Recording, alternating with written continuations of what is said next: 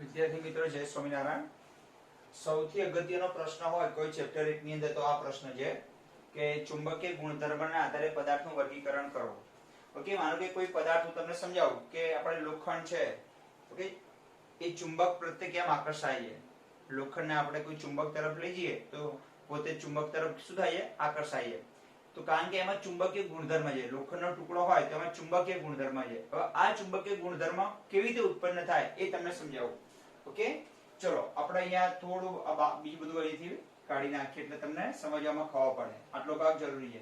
માનો કે લોખંડનો ટુકડો શેનો બનેલો હોય, તમને બધાને ખબર છે કોઈ પણ ધાતુ છે એ અસંખ્ય પરમાણુમાંથી બનેલી હોય। શેનાથી બનેલી હોય? અસંખ્ય પરમાણુમાંથી બનેલી હોય। માનો કે ધાતુના ટુકડા છે તો લોખંડના અસંખ્ય પરમાણુ હોય અને તમને બધાને જ ખબર છે પરમાણુ શેનો બનેલો છે? પ્રોટોન, ઇલેક્ટ્રોન અને ન્યુટ્રોનનો। ઓકે, હવે તમને ખબર છે ધારો કે આ કેન્દ્ર છે તો કેન્દ્રમાં કોણ હોય? પ્રોટોન। બહાર કોણ ફરતા હોય? ઇલેક્ટ્રોન। હવે એક કક્ષકમાં કેટલા ઇલેક્ટ્રોન હોય? બે કક્ષક હોય। આ ધારો કે પહેલી કક્ષક 1s છે, પછી બીજી 2s। તો જ્યારે બે ઇલેક્ટ્રોન એક જ કક્ષકમાં ફરતા હોય તો આ બંને, ફરીવાર સમજાવું તમને, ચલો આ લોખંડનો ટુકડો છે, આ લોખંડનો ટુકડો શેનો બનેલો હોય? અસંખ્ય પરમાણુનો। અને પરમાણુ શેનો બનેલો હોય? ઇલેક્ટ્રોન, પ્રોટોન અને ન્યુટ્રોનનો। કેન્દ્રમાં કોણ હોય? પ્રોટોન અને પ્રોટોન અને ન્યુટ્રોન હોય। બહાર કોણ હોય? ઇલેક્ટ્રોન। આ ઇલેક્ટ્રોન બે પ્રકારની ગતિ કરતા હોય। આ કેન્દ્રની આજુબાજુમાં જે ઇલેક્ટ્રોન ફરતા હોય ને એ બે પ્રકારની ગતિ કરે। કેન્દ્રની આજુબાજુમાં પરિભ્રમણ કરે અને પોતાની ધરી પર પણ ફરે એટલે ધરીભ્રમણ પણ કરે। આપણી પૃથ્વી છે ને સૂર્યની આજુબાજુમાં આખું વર્ષ ફરે છે અને આખું વર્ષ ફરતા એક વર્ષ લાગે છે ને, ખબર પડી ગઈ ને? એક વર્ષ 365 દિવસમાં આખું પરિભ્રમણ કરે અને પોતાની ધરી પર પણ ફરે છે, જેને ધરીભ્રમણ કહેવાય, જેને 24 કલાક થાય છે, દિવસ રાત છે ને, હા, એ ધરીભ્રમણને કારણે થાય અને આ આખું સૂર્યની આજુબાજુમાં જે કરે એને પરિભ્રમણ કહેવાય। પોતાની ધરી પર ફરે ને ધરીભ્રમણ કહેવાય। તો ઇલેક્ટ્રોન પણ બે પ્રકારની ગતિ કરે છે, પરિભ્રમણ અને ધરીભ્રમણ। અને તમને ખબર છે કે ઇલેક્ટ્રોન એ ચાર્જ પાર્ટિકલ છે અને જ્યારે કોઈ ચાર્જ પાર્ટિકલ ગતિ કરતો હોય ને ત્યારે આજુબાજુમાં ચુંબકીય ક્ષેત્ર ઉત્પન્ન કરે।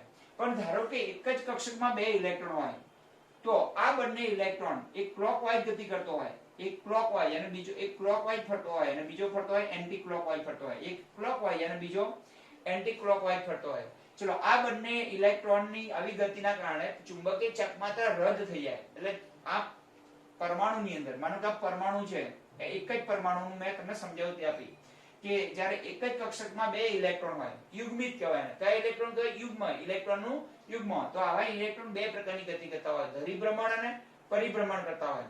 ઓકે, આ ધરીભ્રમણ અને પરિભ્રમણ બંનેને કારણે શું ઉત્પન્ન થતું હોય? ચુંબકીય ક્ષેત્ર ઉત્પન્ન થતું હોય અને આ ચુંબકીય ક્ષેત્ર આ બંને ઇલેક્ટ્રોનનું એકબીજાનું રદ કરે છે। પણ જ્યારે યુગ્મિત ઇલેક્ટ્રોન ના હોય અને અયુગ્મિત ઇલેક્ટ્રોન હોય, એટલે એક કક્ષકમાં એક જ ઇલેક્ટ્રોન હોય તો એને કારણે શું ઉત્પન્ન થશે? ચાલો કે આ બે ઇલેક્ટ્રોન છે તો બંને ઇલેક્ટ્રોનનું ચુંબકીય ક્ષેત્ર કેવું પામશે?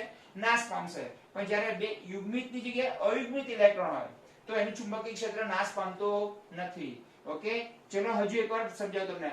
આ એક પરમાણુ છે, પરમાણુનું કેન્દ્રમાં પ્રોટોન છે, આજુબાજુમાં ઇલેક્ટ્રોન ફરતા હોય।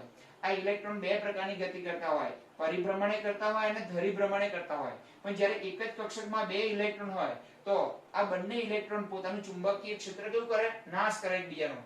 અને જ્યારે કોઈ ચાર્જ પાર્ટિકલ હોય અને એ ફરતો હોય ને ત્યારે આજુબાજુમાં શું ઉત્પન્ન કરે? ચુંબકીય ક્ષેત્ર। ચલો આ બંને ઇલેક્ટ્રોનના કારણે જે ચુંબકીય ક્ષેત્ર ઉત્પન્ન થવાનું એ તો નાશ થઈ જવાનું, પણ આ ઇલેક્ટ્રોનના કારણે જે ચુંબકીય ક્ષેત્ર ઉત્પન્ન થશે એ નાશ પામતો નથી। આથી આ પરમાણુની અંદર જે આ અયુગ્મિત ઇલેક્ટ્રોન કહેવાય અને આ બંનેને યુગ્મિત ઇલેક્ટ્રોન કહેવાય। તો આ યુગ્મિત ઇલેક્ટ્રોનના કારણે આ પરમાણુમાં શું ઉત્પન્ન થવાનું? ચુંબકીય ક્ષેત્ર। તો આવા કેટલા પરમાણુ હશે આની અંદર? તો અસંખ્ય પરમાણુ હોય। દરેક પરમાણુની અંદર શું રહેલો હશે? આવો દરેક પરમાણુમાં અયુગ્મિત ઇલેક્ટ્રોન રહેલો હોય અને આવો અયુગ્મિત ઇલેક્ટ્રોન શું ઉત્પન્ન કરશે? ચુંબકીય ક્ષેત્ર। તો આ બધા જ પરમાણુમાં શું ઉત્પન્ન થશે? ચુંબકીય ક્ષેત્ર ઉત્પન્ન થશે। તો આ પદાર્થની અંદર, આખો પદાર્થની અંદર ચુંબકીય ક્ષેત્ર ઉત્પન્ન થાય તો આવા પદાર્થ ચુંબકીય ચાકમાત્રા ધરાવે છે, જેને બોહર મેગ્નેટ્રોન, ઓકે, અને એકમ છે બોહર મેગ્નેટ્રોન છે, બીએમ પણ કહેવાય છે। ઓકે, ખ્યાલ આવી ગયો તમને? આ પદાર્થ છે, પદાર્થ અસંખ્ય પરમાણુનો બનેલો છે. આ પરમાણુના કેન્દ્રમાં પ્રોટોન હોય, આજુબાજુમાં ઇલેક્ટ્રોન હોય. જ્યારે આવા ઇલેક્ટ્રોન બે પ્રકારની ગતિ કરતા હોય, પરિભ્રમણ કરતા હોય, ધરીભ્રમણ કરતા હોય. આવા ઇલેક્ટ્રોન ચાર્જ પાર્ટિકલ જ્યારે કોઈ પરિભ્રમણ કરતો હોય ત્યારે આજુબાજુમાં શું ઉત્પન્ન કરે? ચુંબકીય ક્ષેત્ર. પણ જ્યારે એક જ કક્ષકમાં બે ઇલેક્ટ્રોન હોય તો બંને ઇલેક્ટ્રોનનું ચુંબકીય ક્ષેત્ર પરસ્પર કેવું પામે? નાશ પામે. પણ જ્યારે યુગ્મિતની જગ્યાએ અયુગ્મિત ઇલેક્ટ્રોન રહેલો હોય, કેવો ઇલેક્ટ્રોન? અયુગ્મિત, તો એનું ચુંબકીય ક્ષેત્ર નાશ પામતો નથી. તો આવા દરેક પરમાણુની અંદર શું રહેલો છે? આવો અયુગ્મિત ઇલેક્ટ્રોન. અને દરેક અયુગ્મિત ઇલેક્ટ્રોન, દરેક પરમાણુનો આ યુગ્મિત ઇલેક્ટ્રોન શું ઉત્પન્ન કરશે? ચુંબકીય ક્ષેત્ર. અને આ ચુંબકીય ક્ષેત્રને કારણે આ પદાર્થ શું ધરાવે છે? ચુંબકીય ચાક માત્રા. અને અંદરની ચુંબકત્વનો જથ્થો જેને કહેવાય. ચુંબકીય ચાક માત્રા એટલે ચુંબકત્વનો જથ્થો. અને આ ચુંબકીય ચાક માત્રા બોહર મેગ્નેટ્રોન એકમમાં માપવામાં આવે છે. અને આવા અયુગ્મિત ઇલેક્ટ્રોનના આધારે, ઓકે, તો અમને કહો પદાર્થની અંદર યુગ્મિત ઇલેક્ટ્રોનના કારણે ચુંબકીય ક્ષેત્ર ઉત્પન્ન થાય. કોના કારણે થાય? ખાલી અયુગ્મિત ઇલેક્ટ્રોનના કારણે. કારણ કે આવો ઇલેક્ટ્રોન ચાર્જ થયેલો હોય, એની પોતાની પર કોઈના કોઈ ચાર્જ હોય. ઓકે, તો આવા અયુગ્મિત ઇલેક્ટ્રોનના કારણે કેટલા પદાર્થ પડે છે? 1 2 3 4 અને 5. હવે બધું સમજતા પહેલા તમને એક સરસ મજાની થિયરી સમજાવી દઉં, એટલે તમને આ ખાલી વાંચવાનું બાકી રહે.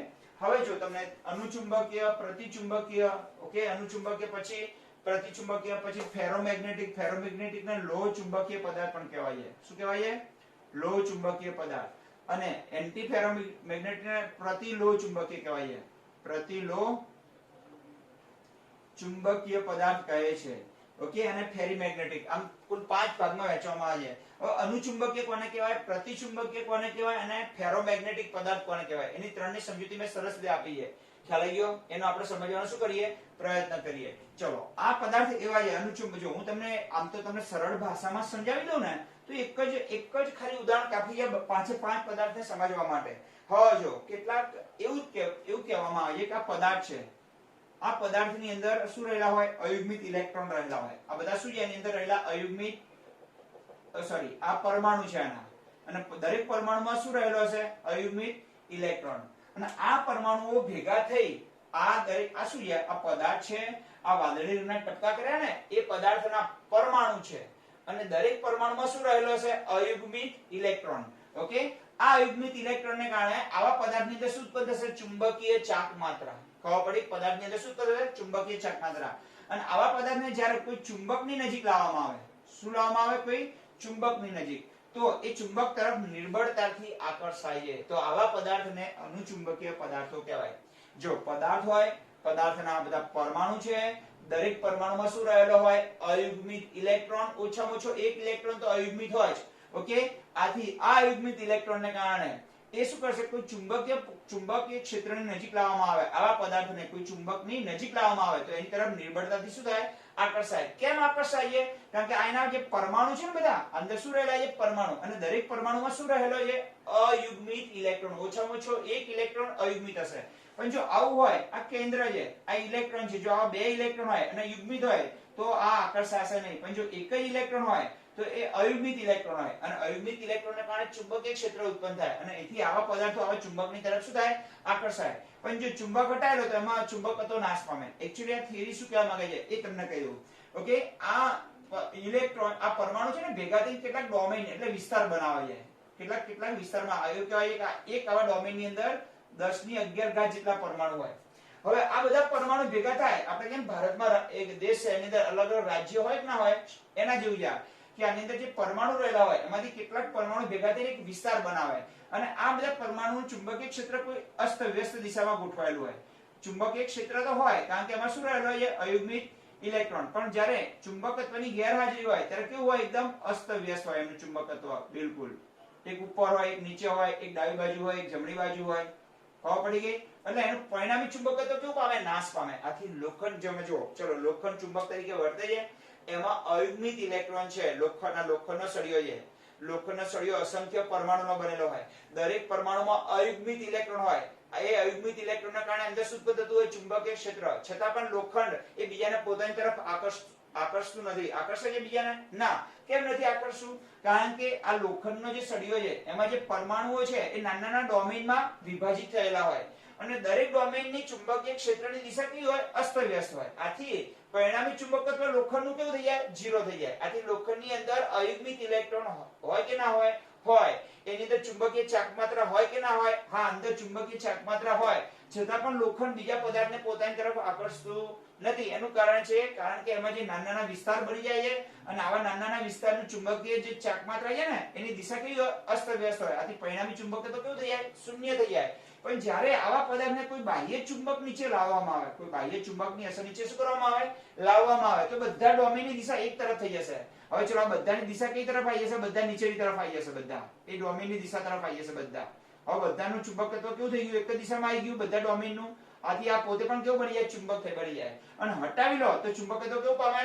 પાછું હતું ને અસ્તવ્યસ્ત થઈ જાય. આથી લોખંડને જ્યારે કોઈ ચુંબકની નજીક લાવો તો પોતે ચુંબક બની જાય. પાછું એ લોખંડ જોડેથી ચુંબકને હટાવી લો તો એનું ચુંબકત્વ લોખંડનું કેવું પામે? નાશ પામે. કારણ કે જ્યારે ચુંબક હટાવી લેવામાં આવે તો પાછા બધા ડોમેન નાના નાના જે હતા એ ક્યાં થઈ ગયા? ચુંબકીય જે આ બધા ડોમેન છે ને એમાં ચુંબકત્વ ભરેલું હોય અને એ બધા ચુંબકીય ચાકમાત્રા બધાની અસ્તવ્યસ્ત થઈ જશે. એટલે પાછી એનું ચુંબકત્વ કેવું પામે? નાશ પામે. તો પાછા આવા પદાર્થને કોઈ ચુંબકની નજીક લાવવામાં આવે તો બધા ડોમેનની દિશા કેવી થઈ જાય? એક તરફ થઈ જાય, પાછી ચુંબક બની જાય. તો આવા પદાર્થને અનુચુંબકીય કહેવાય. તો ચલો, કેવા પદાર્થને અનુચુંબકીય કહેવાય? તો એવો પદાર્થ જેના પરમાણુમાં અયુગ્મિત ઇલેક્ટ્રોન હોય, તો હા હોય, અયુગ્મિત ઇલેક્ટ્રોન હોય, ચુંબકીય ચાકમાત્રા ધરાવે. હા, ચુંબકીય ચાકમાત્રા પણ ધરાવે, પણ ચુંબકીય ચાકમાત્રા કેવી હોય? બધી ડોમેનની અસ્તવ્યસ્ત હોય. પણ જ્યારે કોઈ ચુંબક નજીક લાવવામાં આવે તો બધા ડોમેન કેવા થઈ જાય? એક તરફ થઈ જાય. બરાબર? અને પાછું હટાવી લો તો પાછા અસ્તવ્યસ્ત થઈ જાય. તો આવા પદાર્થને કહેવાય અનુચુંબકીય. હવે વાંચો જો, અનુચુંબકીય પદાર્થોમાં અનુચુંબકત્વ અયુગ્મિત ઇલેક્ટ્રોનના કારણે હોય. કોના કારણે હોય? અંદર જે ચુંબકીય ચાકમાત્રા હોય ને એ કોના કારણે હોય? એમાં રહેલા અયુગ્મિત. જો ઇલેક્ટ્રોન યુગ્મિત હશે તો બેટા આ જેને ક્લોકવાઇઝ ફરતો હશે અને આ બ્લેક રંગનો જે બતાવે એ કેવા એન્ટી ક્લોકવાઇઝ ફરે, તો બંનેનું ચુંબકત્વ કેવું પામે? નાશ પામે. પણ એની અંદર ઓછામાં ઓછું ધારો કે બીજી કક્ષા આવે એમાં ઓછામાં ઓછું એક ઇલેક્ટ્રોન કેવો હોય? અયુગ્મિત હોય. એના કારણે અનુચુંબકત્વ એટલે એની અંદર ખેંચવાની જે ખેંચાવાની તાકાત છે ને કોના કારણે હોય? અયુગ્મિત ઇલેક્ટ્રોનના કારણે હોય છે. અનુચુંબકીય પદાર્થો ચુંબકીય ક્ષેત્રમાં નિર્બળતાથી આકર્ષિત થાય છે. આવા પદાર્થને જ્યારે કોઈ ચુંબકની શું લાવવામાં આવે? નજીક લાવવામાં આવે તો આ બધા ડોમેનની દિશા કઈ થઈ જવાની? એક તરફ આવી જવાની. જે અસ્તવ્યસ્ત હતા એટલે નિર્બળ ચુંબકની તરફ પોતે શું થાય છે?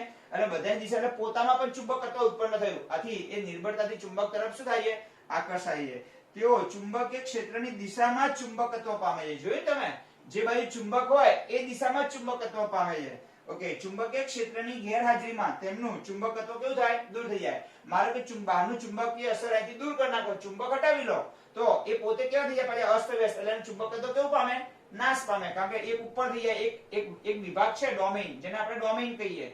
અમુક પરમાણુઓ ભેગા થઈને વિસ્તાર બનાવે. ઓકે, એની ઉપર તરફ ચુંબકીય ચાકમાત્રા હોય, કેટલાક નીચે તરફ હોય.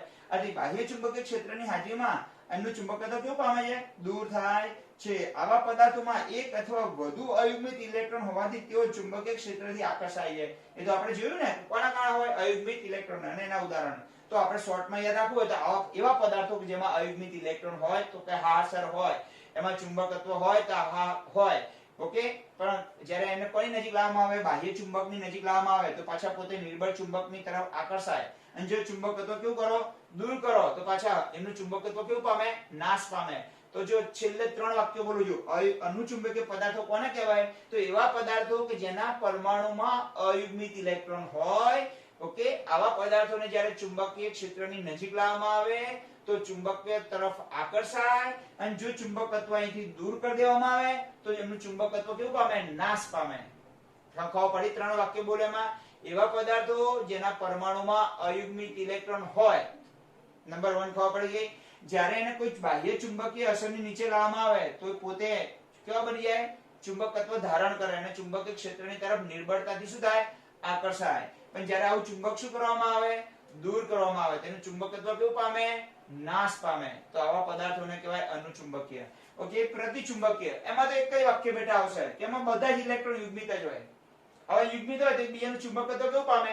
નાશ કરી નાખે. એટલે આમાં કોઈ ચુંબકત્વ તરફ એ પોતે આકર્ષાતા પેન છે, ચલો કોઈ ચુંબક તરફ આકર્ષાય છે? ના, નથી આકર્ષાતી. કારણ કે આમાં બધા ઇલેક્ટ્રોન કેવા હોય? યુગ્મિત હોય. બસ આમાં ઓછામાં ઓછો એક ઇલેક્ટ્રોન અયુગ્મિત હોય. પણ ડોમેનની દિશા કેવી હોય? બધાની અસ્તવ્યસ્ત હોય. પણ જ્યારે ચુંબકની નજીક લાવો તો ડોમેન એક દિશામાં આવી જાય અને ચુંબક તરફ આકર્ષાય. ડોમેન અને ચુંબકત્વ દૂર કરો તો પણ ડોમેન કેવો બની જાય? વ્યસ્ત બની જાય. ઓકે, ચલો કેવા પદાર્થો? પ્રતિચુંબકીય પદાર્થો. તો જે પદાર્થોમાં બધા જ ઇલેક્ટ્રોન કેવા હોય? યુગ્મિત હોય. જો કયો શબ્દ વાપરે છે? અથવા એક પણ ઇલેક્ટ્રોન અયુગ્મિત ના હોય. એક પણ ઇલેક્ટ્રોન કેવો ના હોય? અયુગ્મિત ના હોય. બધા જ ઇલેક્ટ્રોન યુગ્મિત હોય અથવા એક પણ ઇલેક્ટ્રોન કેવો ના હોય?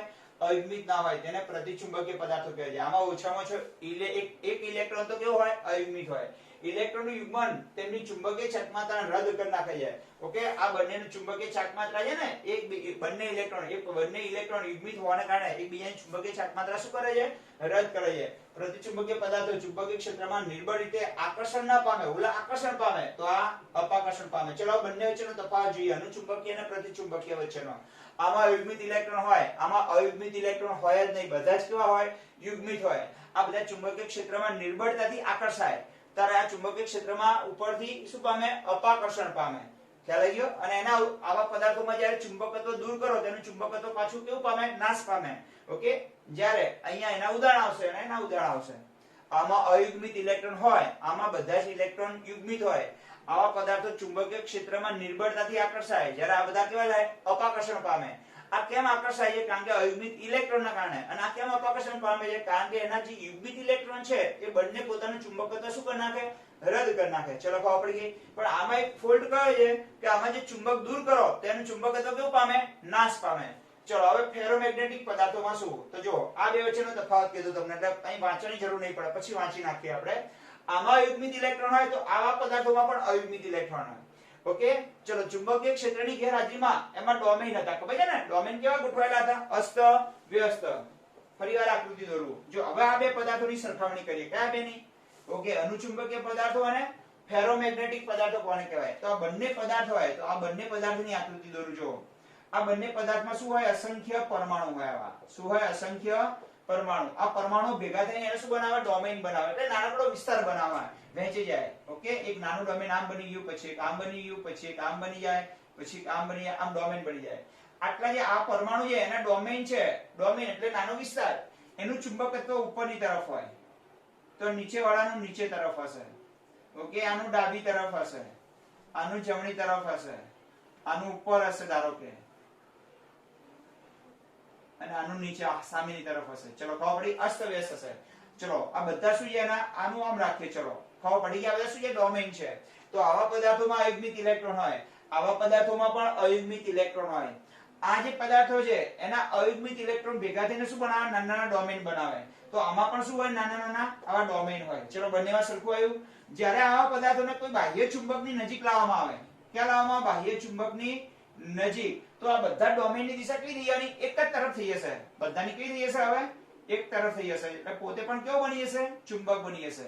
ચલો ખબર પડી ગઈ. કયા પદાર્થની વાત કરું છું? અનુચુંબકીય પદાર્થોની. જો બધાની એક દિશામાં આવી ગયા ને ડોમેઇન. બધા કેવી દિશામાં આવી ગયા?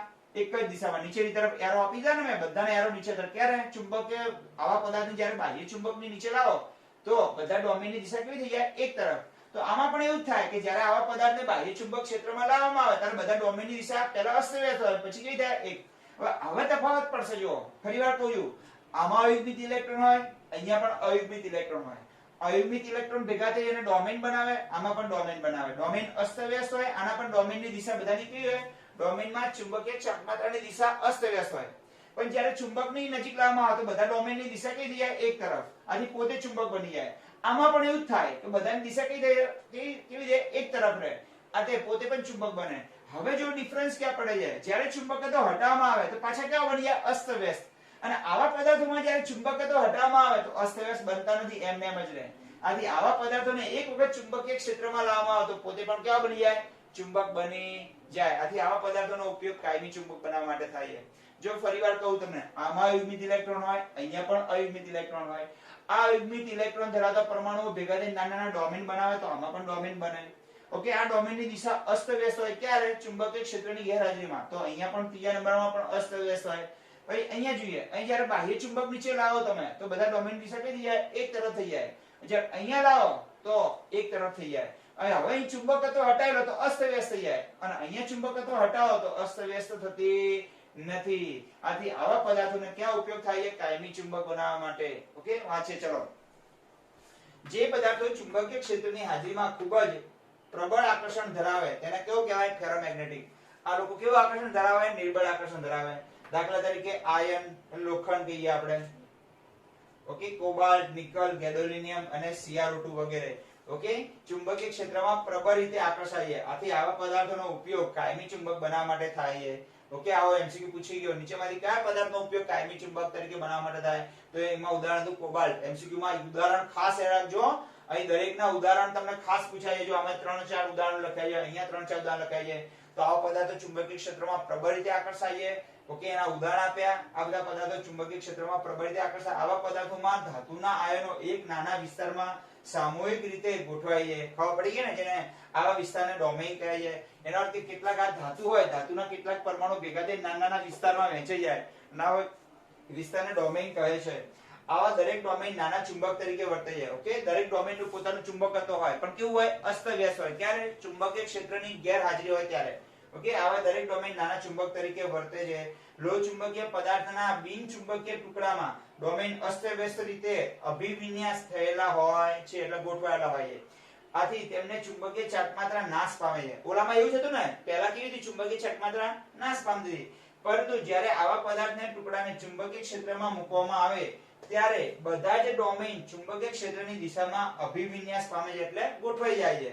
અને આથી પ્રબળ ચુંબકીય અસર પેદા થાય છે. અને જો ચુંબકીય ક્ષેત્ર દૂર કરવામાં આવે તો પણ ચુંબકત્વ, લખી નાખજો પાછળ, તો પણ ચુંબકત્વ નાશ પામતું નથી. ચુંબકત્વ નાશ પામતું નથી. કારણ કે ચુંબક હટાવી લો તો પણ ડોમેઇનની દિશા બધાની કેવી રહેશે? એક જ તરફ હોય છે. માટે આવા પદાર્થને ફેરોમેગ્નેટિક પદાર્થો કહે છે. ચલો, ક્લિયર થઈ ગયું. હવે એન્ટી ફેરોમેગ્નેટિક, એના ઉદાહરણ ને ફેરીમેગ્નેટિક, એના ઉદાહરણ. એન્ટી ફેરોમેગ્નેટિક માં કેવું હોય કે એમાં પણ આવા નાના ડોમેઇન બને. પણ જ્યારે ડોમેઇન જો ફરીવાર તમને આખી થિયરી સમજો, બધામાં કોમન થિયરી આવે છે, એટલે કહું છું. આના પછી જે ચોથા નંબરનો પદાર્થ આવે છે, કયો આવે છે? Anti ferromagnetic. એમાં પણ પદાર્થ હોય. પદાર્થની અંદર કેટલા હોય? અસંખ્ય પરમાણુ રહેલા હોય. આના જેવું જ બોલવાનું, બધાનું સરખું જ ચાલશે. જો અસંખ્ય શું રહેલા હોય? આ બધા પરમાણુ રહેલા હોય. આ પરમાણુ ભેગા થઈને શું બનાવે? નાના નાના વિસ્તારમાં વહેંચાઈ જાય છે, અને ડોમેઇન કહીએ આપણે. શું કહીએ? ડોમેઇન. માનો કે આ ડોમેઇનમાં વહેંચાઈ ગયા. આ કેટલો? એક ડોમેઇન, અચ્છા બીજું ડોમેઇન, ત્રીજું ડોમેઇન, ચાર. અને આ ડોમેઇનની દિશા કેવી હોય? બધાની શરૂઆતમાં અસ્ત વ્યસ્ત. એક ઉપર હોય તો કેટલાકની નીચે હોય, તો કેટલાકની ડાબી તરફ હોય, કેટલાકની જમણી તરફ હોય, કેટલાકની ઉપર હોય. તો નીચે રાખો. ચલો, ઓકે, ખબર પડી ગઈ. આમ હોય. પણ જ્યારે આવા પદાર્થને જ્યારે ક્યાં લાવવામાં? ચુંબકની અસર નીચે. તો આમાં પણ કેવું થયું? બધા ડોમેઇનની દિશા એક તરફ થઈ ગઈ. આમાં પદાર્થ ડોમેઇનની દિશા એક તરફ થઈ ગઈ. પણ ચુંબકત્વ નાશ પામે તો ડોમેઇન કેવો થઈ ગયા? પાછા અસ્તવ્યસ્ત.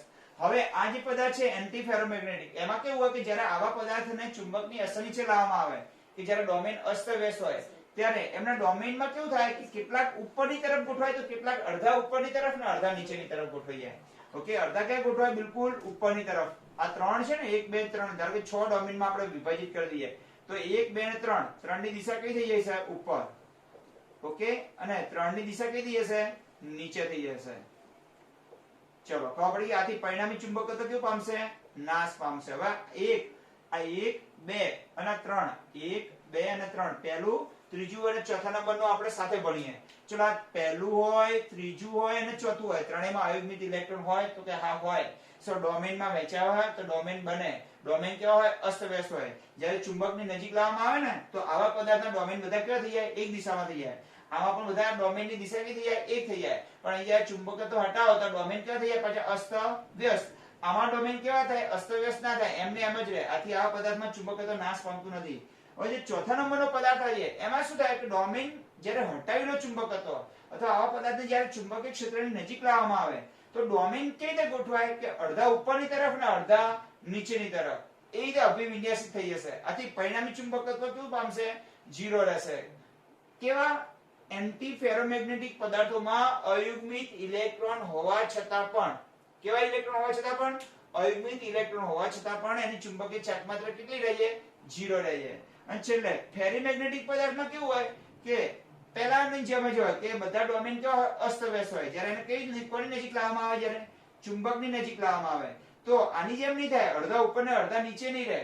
કેટલાક ઉપર જશે તો કેટલાક નીચે, પણ ઉપર અને નીચે અભિવિન્યાસિત થયેલા. ઓકે, અભિવિન્યાસિત થયેલા ડોમેનની સંખ્યા સરખી હોતી નથી. ધારો કે બે ઉપર હોય તો એક નીચે હોય, આથી પરિણામી ચુંબકત્વ નાશ પામતો નથી. તો આના પછીના આ બે પદાર્થો આપણે ભણવાના છે. ઓકે, તો ચલો આ આકૃતિ આપણે ફેરોમેગ્નેટિક પદાર્થ હોય ને, હવે હજુ તમે સાહેબ વારંવાર કેમ બોલો છો? હું તમને આ બેનો તફાવત ફરીથી સમજાવું. આમાં અયુગ્મિત ઇલેક્ટ્રોન હોય તો આમાં પણ અયુગ્મિત ઇલેક્ટ્રોન હોય.